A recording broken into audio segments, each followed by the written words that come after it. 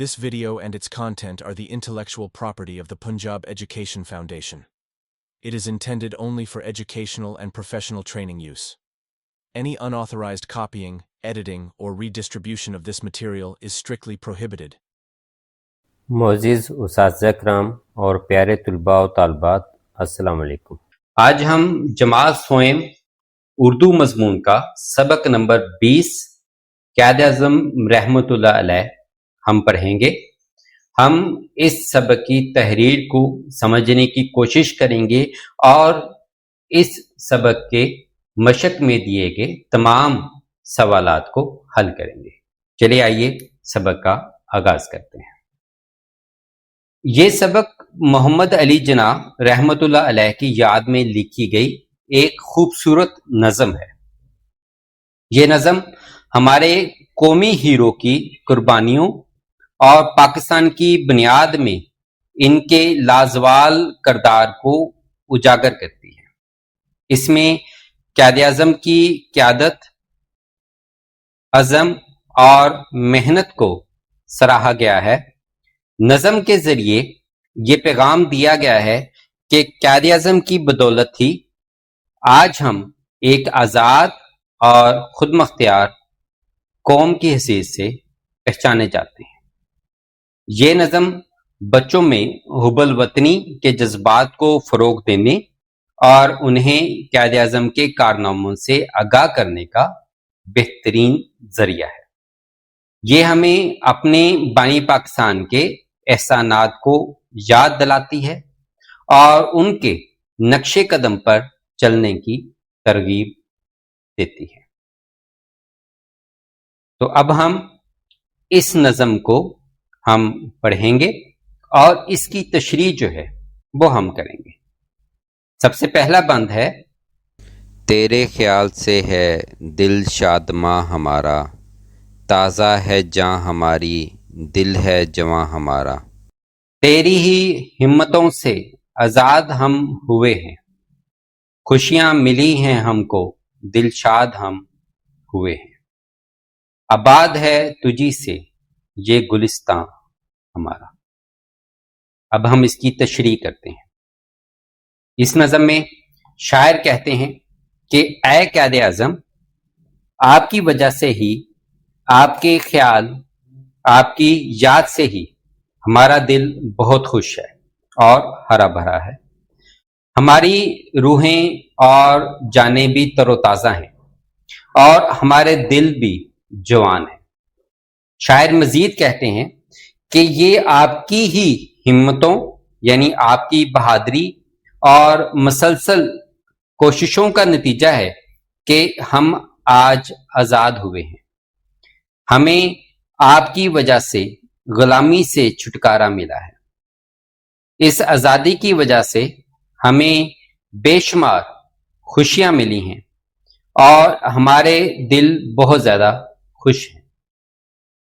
آخر میں شاعر کہتے ہیں کہ ہمارا یہ خوبصورت ملک پاکستان جو ایک گلستان باغ کی طرح ہے، آپ ہی کی محنت اور قربانی کی وجہ سے آباد ہے۔ یعنی آپ کی عظیم جدوجہد کی بدولت ہی ہم نے یہ وطن حاصل کیا۔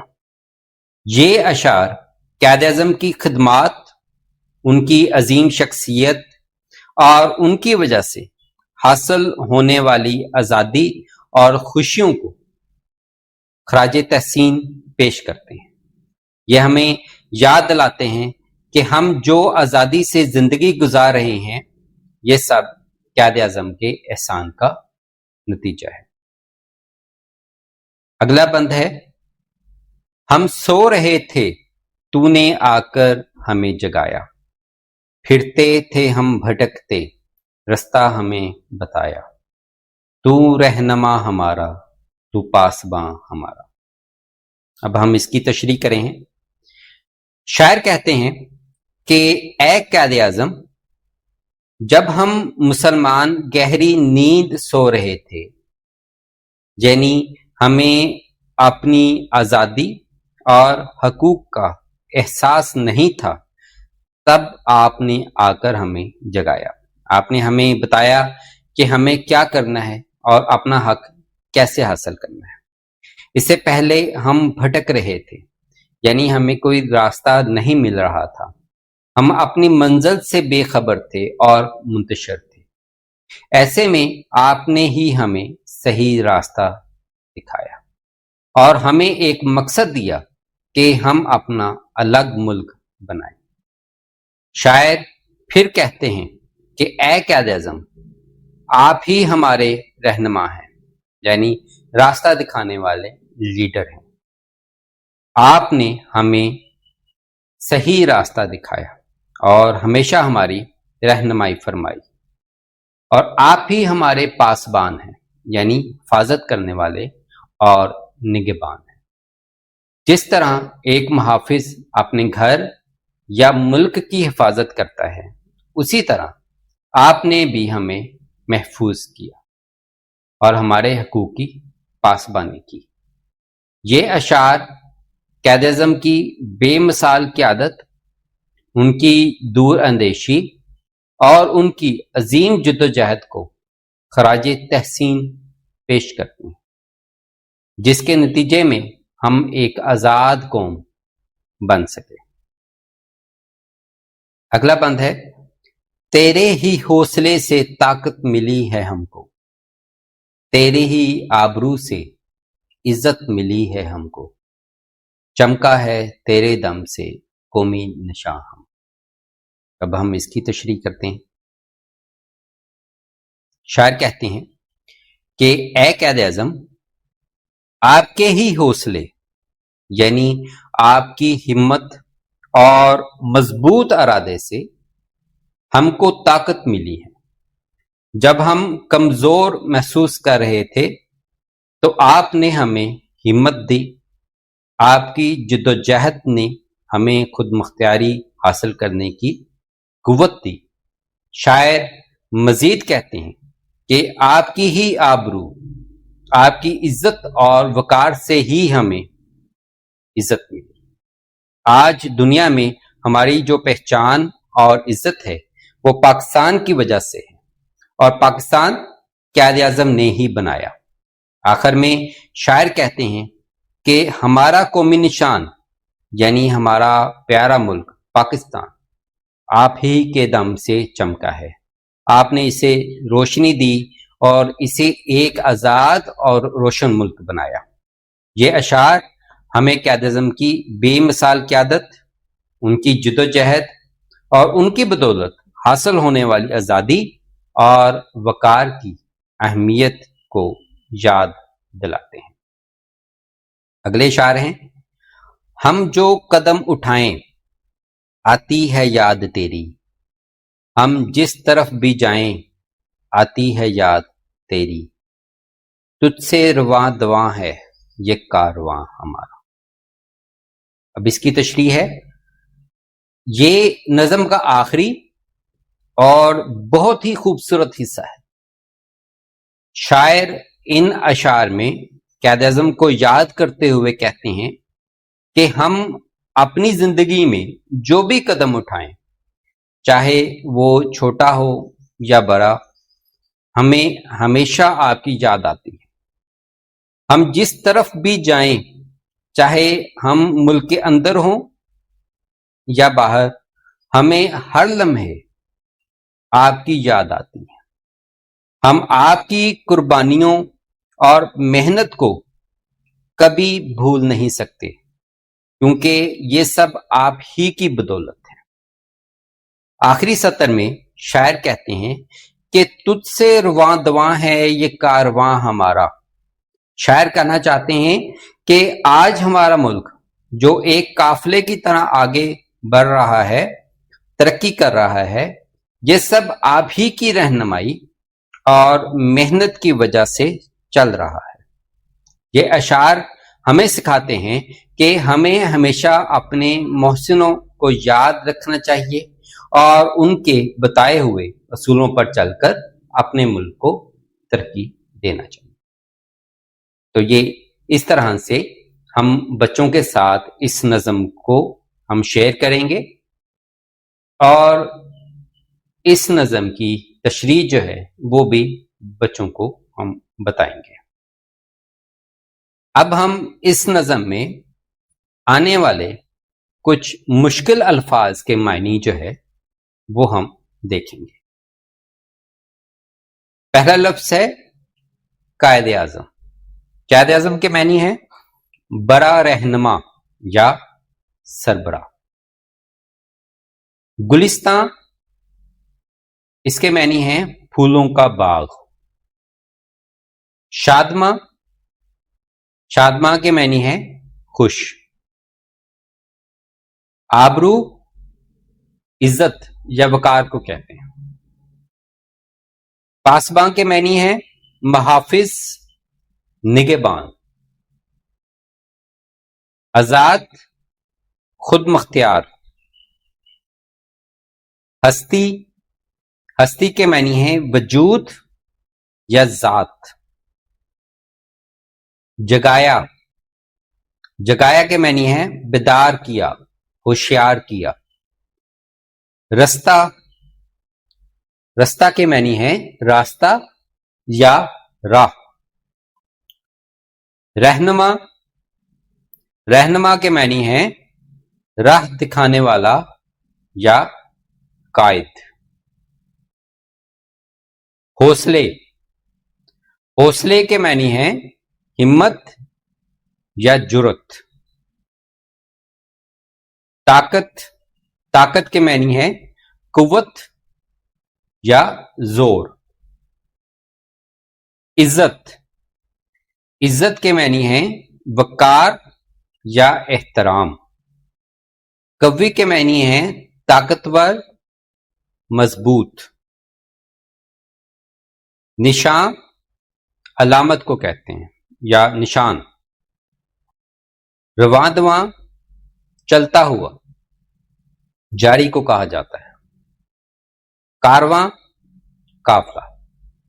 तो ये कुछ मुश्किल अल्फाज के मायने थे जो कि इस नज़म में आए हैं। अब हम इस नज़म की मश्क को देखेंगे और मश्क में आए हुए तमाम सवालात को हम हल करने की कोशिश करें। मश्क में जो सबसे पहली सरगर्मी है वो है नए अल्फाज। अब यहां पर सवाल नंबर 1 है, दिए हुए अल्फाज के मायने समझें। अब यहां पर कुछ अल्फाज दिए गए और उनके मायने जो हैं वो दिए गए, तो इनको जो है वो हम 1 बाय 1 हम पढ़ते हैं। सबसे पहला लफ्ज है आबरू। आबरू के मायने होते हैं इज्जत। पासबां, पासबां के मायने होते हैं हिफाजत करने वाला। रवादवां, रवादवां के मायने हैं जारी और सारी। भटकना, रास्ता भूलना। दिलशाद, दिलशाद के मायने हैं दिल खुश होना। और कारवां, कारवां के मायने हैं कारफा। सो ये कुछ अल्फाज थे और उनके मायने जो हैं वो आप लोगों के साथ शेयर किए गए। अब हम अगली सरगर्मी की तरफ आते हैं जो कि है आपने क्या समझा। अब इसमें हम जो सवाल है, सवाल नंबर 2, उसको हम हल करेंगे।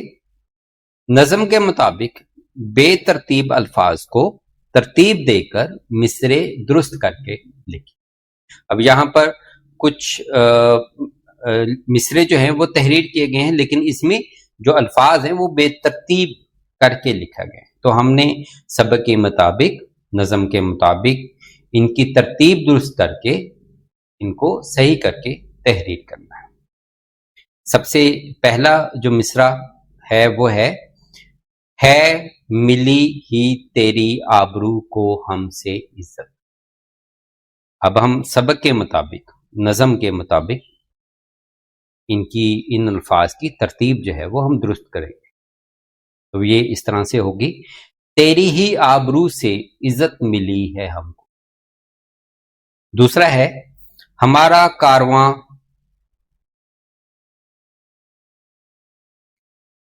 दूसरा है हमारा रवां कारवां दवां से तुझ ये है। तो इसको हम कुछ इस तरह से लिखेंगे, तुझसे रवां दवां है ये कारवां हमारा। इसके बाद है थे भटकते हम फिरते बताया हमें रास्ता। तो इसको हम कुछ इस तरह से करेंगे, फिरते थे हम भटकते रास्ता हमें बताया। अगला है हमारी ताजा जवां जां है दिल हमारा। इसकी तरतीब कुछ इस तरह से होगी, ताजा है जां हमारी दिल है जवां हमारा। और आखिरी है थे हम रहे सो आकर जगाया हमें ने तू। इसको हम इस तरह से दुरुस्त करेंगे, हम सो रहे थे तूने आकर हमें जगाया। तो इसको इस तरह से हल किया जाएगा। सवाल नंबर 3 है दिए हुए सवालों के जवाब लिखें। तो यहां पर हमने सवालों के जवाब जो है वो हमने तहरीर करने हैं। सवाल नंबर अल्फ है हमारा कौमी निशान किस तरह से चमका। इसका जवाब है हमारा कौमी निशान क़याद आज़म रहमतुल्लाह अलैह की हिम्मत, ताकत और आबरू की बदौलत चमका। सवाल नंबर बे है तुझसे रवा दवा है ये कारवां हमारा से क्या मुराद है। अब इसका जवाब यह है, इससे मुराद ये है कि हमारी कौम का सफर और तरक्की क़याद आज़म रहमतुल्लाह अलैह की जिद्दोजहद, तालीमात और असूलों की बदौलत जारी और सारी है।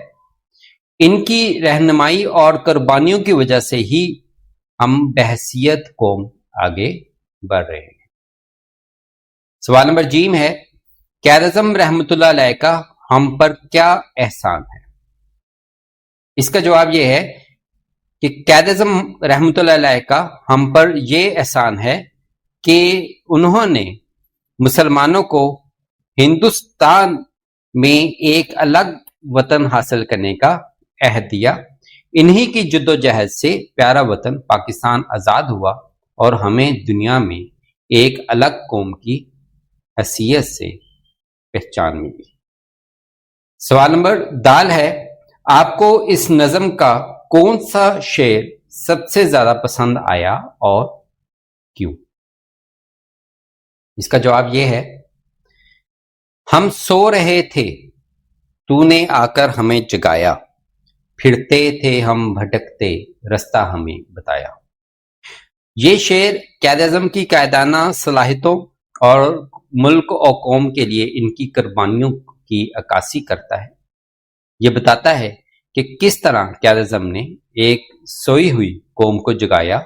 ये शेर एक ऐसा गहरा पैगाम देता है जो आज़ादी के हसूल में कायद के किरदार को नमाया करता है और ये हमारी कौम के लिए एक मुस्तकिल याद दहानी है। सवाल नंबर वाव है इस नज़म को पढ़कर आप क़याद आज़म रहमतुल्लाह अलैह की किन किन आदात को अपनाना चाहेंगे, वजह बताएं। इसका जवाब कुछ इस तरह से हम दे सकते हैं, इस नज़म को पढ़कर मैं क़याद आज़म रहमतुल्लाह अलैह की दर्जा ज़ायल आदात को अपनाना चाहूँगा। नंबर 1, नज़म में इनकी हिम्मत और रास्ते दिखाने का जिक्र है। मैं चाहूँगा कि इनकी तरह अपने मकासद पर पुख्ता यकीन रखूँ। नंबर 2, कौम के लिए एसार व कुर्बानी की आदत अपनाना चाहूँगा। नंबर 3, मैं भी अपनी सलाहियतों को दूसरों की रहनुमाई करने और उन्हें सही रास्ता दिखाने के लिए इस्तेमाल करना चाहूँगा। अगली सरगर्मी है मिलकर करें बात। अब इसमें जो सवाल है वो ये है आपस में बातचीत करें और बताएं कि कामयाब होने के लिए किन किन बातों पर अमल करना चाहिए। तो इसका जवाब हम कुछ इस तरह से दे सकते हैं, कामयाब होने के लिए हमें क़याद आज़म की तरह बहुत मेहनत करनी चाहिए, लोगों की मदद करनी चाहिए, हमें दिल लगाकर पढ़ना चाहिए تاکہ ہم کامیاب بن سکیں اور اپنے کاموں میں نظم و ضبط رکھ کر ہمیشہ آگے بڑھیں۔ اب اگلی سرگرمی ہے لفظوں کا کھیل۔ لفظوں کا کھیل میں سوال نمبر 5 ہے، دیے ہوئے الفاظ کا درست املا لکھیں اور ان پر اعراب لگا کر درست تلفظ ادا کریں۔ اب یہاں پر کچھ الفاظ جو ہیں وہ لکھے ہیں جن کا املا جو ہے وہ درست کر کے لکھنا ہے، اور پھر درست الفاظ پر ہم نے اعراب بھی لگانے ہیں۔ سب سے پہلا جو لفظ ہے وہ ہے رستہ۔ اب یہاں پر جو رستہ لفظ لکھا ہے وہ رے، سین، توئیں اور الف کے ساتھ لکھا ہے۔ اب توئیں اور الف جو ہے یہاں پر غلط لکھا گیا ہے، اس کی جگہ پر ہم تے اور ہے ہم لکھیں گے۔ جو رستہ بنے گا وہ رے، سین، تے اور ہے کو ملا کر لکھا جائے گا۔ اب ہم ان رستہ پر اعراب جو ہے وہ ہم لگاتے ہیں۔ رے کے اوپر زبر لگے گی، سین ساکن، تے کے اوپر زبر اور ہے ساکن جو ہے وہ آئے گا۔ دوسرا لفظ ہے رہنمائی۔ اب یہاں پر رہنمائی ہے دو چشمی ہے کے ساتھ جو ہے وہ تحریر کیا گیا ہے۔ اب یہاں پر ہے جو ہے وہ دو چشمی جو ہے وہ نہیں آئے گی، یہاں پر ہم دوسری ہے جو ہے وہ ہم لگائیں گے۔ اس طرح سے یہ رہنمائی تحریر کی جائے گی۔ اب ہم اس کے اوپر اعراب لگاتے ہیں۔ رے پر زبر لگائیں گے، ہے ساکن آئے گا، نون کے اوپر پیش اور میم پر زبر جو ہے وہ لگائی جائے گی۔ اگلا لفظ ہے تجویز۔ اب یہاں پر جو تجویز لفظ لکھا گیا ہے وہ زواد کے ساتھ لکھا گیا ہے۔ تجویز میں آخر میں زواد نہیں آتی بلکہ زے آتی ہے، یہاں پر زے لگا کر زواد کی جگہ پر ہم یہ لفظ جو ہے وہ تحریر کریں گے۔ اب اگر میں اعراب کی بات کروں تو تے پر زبر، جیم ساکن، واو کے نیچے زیر اور زال ساکن جو ہے وہ آئے گا۔ اب اگلا جو لفظ ہے وہ ہے زندگی۔ اب زندگی جو ہے وہ زال کے ساتھ جو ہے وہ لکھا ہوا ہے، حالانکہ زندگی جو ہے وہ زے کے ساتھ ہم تحریر کرتے ہیں۔ زال کی جگہ پر ہم زے کا استعمال کریں گے۔ اس طرح سے زندگی کا لفظ جو ہے وہ ٹھیک طرح سے ہم تحریر کریں گے۔ زندگی پر اعراب اب ہم دیکھتے ہیں۔ زال پر زیر، نون ساکین، دال پر زبر، گاف پر زیر اور چھوٹی اے ساکن جو ہے وہ تحریر کی جائے گی۔ اب اگلا جو لفظ ہے وہ ہے علامت۔ یہاں پر علامت جو ہے وہ الف سے لکھا ہوا ہے، الف، لام الف، میم اور تے۔ علامت جو ہے وہ الف سے نہیں لکھا جاتا، علامت جو ہے وہ آئین سے لکھا جاتا ہے۔ الف کی جگہ پر ہم آئین لکھ کر علامت درست کریں گے۔ علامت پر اگر ہم اعراب لگانے کی بات کریں تو آئین پر ہم زبر لگائیں گے، لام پر زبر، میم پر زبر اور تے ساکن تحریر کیا جائے گا۔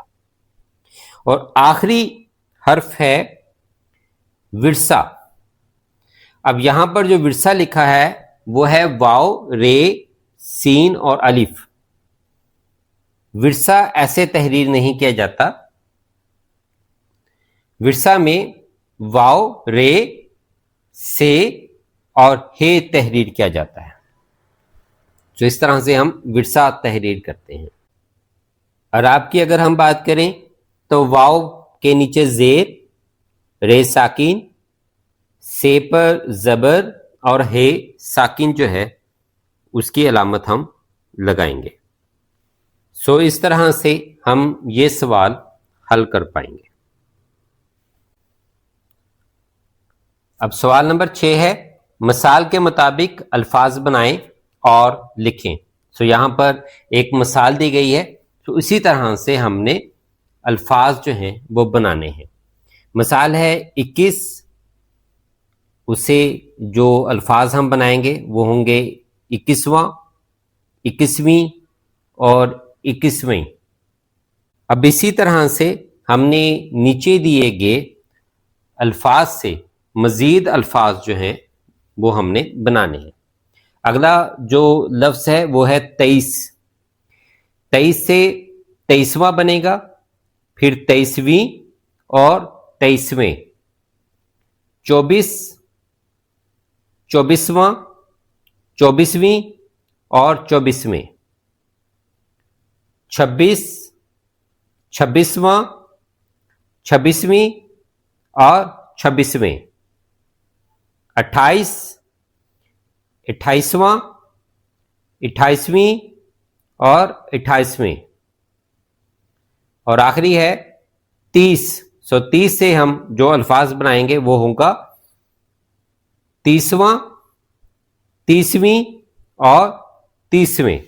اس طرح سے ہم نے الفاظ سے فردر جو ہیں وہ مثال کے مطابق الفاظ جو ہیں وہ ہم نے بنانے بھی ہیں اور اس کو ہم نے تحریر بھی کرنا ہے۔ آگے جو سرگرمی ہے وہ ہے قواعد سیکھیں۔ سب سے پہلے جو سوال ہے وہ ہے اسم معرفہ اور اسم نکرہ کے بارے میں۔ اسم معرفہ وہ اسم ہوتا ہے جو کسی خاص شخص، جگہ یا چیز کا نام ہو۔ یہ کسی ایک مخصوص ہستی یا شے کی نشاندہی کرتا ہے، جس طرح سے قائد اعظم، علامہ اقبال، احمد، فاطمہ، پاکستان، لاہور، کراچی، قرآن مجید۔ اسم نکرہ وہ اسم ہوتا ہے جو کسی عام شخص، جگہ یا چیز کا نام ہو۔ یہ کسی ایک مخصوص ہستی یا شے کی بجائے پوری اسم یا جنس کو ظاہر کرتا ہے، جیسے آدمی، لڑکی، لڑکا، استاد، شہر، کتاب۔ تو یہ اسم نکرہ ہیں۔ اب سوال ہے، سوال نمبر 7، دیے ہوئے جملے پڑھیں اور ان میں سے اسم معرفہ اور اسم نکرہ الگ الگ کر کے متعلقہ خانوں میں لکھیں۔ تو سب سے پہلا جو جملہ ہے وہ ہے احمد اسکول میں پڑھتا ہے۔ اب اس میں جو اسم معرفہ ہے وہ ہے احمد اور اسم نکرہ ہے اسکول۔ گلاب ایک خوشبودار پھول ہے۔ اس میں جو اسم معرفہ ہے وہ ہے گلاب اور اسم نکرہ ہے پھول۔ چین ہمارا ہمسایہ ملک ہے۔ اس میں اسم معرفہ چین ہے اور اسم نکرہ ملک ہے۔ قرآن مجید آخری آسمانی کتاب ہے۔ قرآن مجید اسم معرفہ ہے اور کتاب جو ہے وہ اسم نکرہ ہے۔ فیصل آباد ایک صنعتی شہر ہے۔ اس میں فیصل آباد جو ہے وہ اسم معرفہ ہے اور شہر اسم نکرہ ہے۔ اس کو اس طرح سے حل کیا جائے گا۔ اگلی جو سرگرمی ہے وہ متضاد الفاظ کے حوالے سے ہے۔ متضاد الفاظ ایسے الفاظ ہوتے ہیں جو معنی کے لحاظ سے ایک دوسرے کے الٹ یا مخالف ہوں، یا انہیں ضد الفاظ بھی کہا جاتا ہے۔ جیسے اچھے کا جو متضاد لفظ ہے وہ برا ہے، ٹھنڈا گرم۔ یہ اس کی مثالیں ہیں۔ سوال نمبر 8 ہے، الفاظ کو لکیر کے ذریعے درست متضاد سے ملائیں۔ اب یہاں پر کچھ الفاظ دیے گئے ہیں تو ہم نے ان کو آپس میں ملانا ہے۔ اس میں آزاد کو ہم غلام سے ملائیں گے، نیا کو ہم پرانا سے ملائیں گے، جوان کو بوڑھا سے ملائیں گے، ناخوش کو خوش سے ملائیں گے، اور طاقتور کو ہم کمزور سے ملائیں گے۔ اس کے بعد پڑھیں کی ایکٹیویٹی ہے۔ سوال نمبر 9 ہے، دیا ہوا پیراگراف درست تلفظ اور روانی سے پڑھیں اور پوچھے ہوئے سوالات کے زبانی جوابات دیں۔ اب یہ پیراگراف ہے، حضرت ابو بکر صدیق رضی اللہ عنہ ہمارے پیارے نبی حضرت محمد صلی اللہ علیہ وسلم کے گہرے دوست تھے۔ آپ رضی اللہ عنہ بہت مالدار آدمی تھے۔ آپ رضی اللہ عنہ अल्लाह की राह में बहुत खर्च करते थे। आप रजी ताला अन्हो लोगों की खिदमत करते थे। आप रजी ताला अन्हो को प्यारे नबी रहमतुल आलमीन सल्लल्लाहु अलैहि वसल्लम से बहुत मोहब्बत थी। आप रजी ताला अन्हो हर मौके पर रसूल अकरम सल्लल्लाहु अलैहि वसल्लम का साथ देते थे। उम्मुल मोमिनीन हजरत आयशा रजी ताला अन्हो आप रजी ताला अन्हो की बेटी थी। आप रजी ताला अन्हो मुसलमानों के पहले खलीफा। अब इसके नीचे कुछ सवालात दिए गए हैं जिनके जवाब जो है वो हम देंगे। पहला सवाल है, मुसलमानों के पहले खलीफा कौन थे? इसका जवाब है हजरत अबू बकर सदीक रजी ताला अन्हो मुसलमानों के पहले खलीफा थे। दूसरा सवाल है, हजरत आयशा रजी ताला अन्हो का हजरत अबू बकर सदीक रजी ताला अन्हो से क्या रिश्ता था? इसका जवाब है हजरत आयशा रजी ताला अन्हो हजरत अबू बकर सदीक रजी ताला अन्हो की बेटी थी। आखिरी सवाल है, हजरत अबू बकर सदीक रजी ताला अन्हो अपना माल कहां खर्च करते थे? इसका जवाब है हजरत अबू बकर सदीक रजी ताला अन्हो अपना माल अल्लाह की राह में खर्च करते थे। इसके बाद जो सरगर्मी है वो है कुछ नया लिखें। सवाल नंबर 10 है, दिए हुए इशारों की मदद से पहचाने कि ये किस शख्सियत के बारे में है। इस शख्सियत के बारे में 10 मरबूत जुमले लिखें। अब जो यहाँ पर इशारे दिए गए हैं वो है अजीम रहनुमा, मशहूर वकील, कराची 11 सितंबर 1948, बानी पाकिस्तान 25 दिसंबर 1876। इसका जवाब कुछ इस तरह से हम देंगे। ये तमाम इशारे क़याद-ए-आज़म मोहम्मद अली जिन्ना की शख्सियत के बारे में है। क़याद-ए-आज़म मोहम्मद अली जिन्ना हमारे मोहसिन और बानी पाकिस्तान हैं। आप 25 दिसंबर 1876 को कराची में पैदा हुए। आपने कानून की आला तालीम हासिल की और एक मशहूर वकील बने। आप एक अजीम रहनुमा थे जिन्होंने बरे सगीर के मुसलमानों की रहनुमाई की। उन्होंने अपनी 50 साल पर मुहीत जिंदगी मुसलमानों के हकूक़ के लिए वक्फ की। आपने दो कौमी नजरिए की बुनियाद पर मुसलमानों के लिए एक अलग वतन का मुतालबा किया।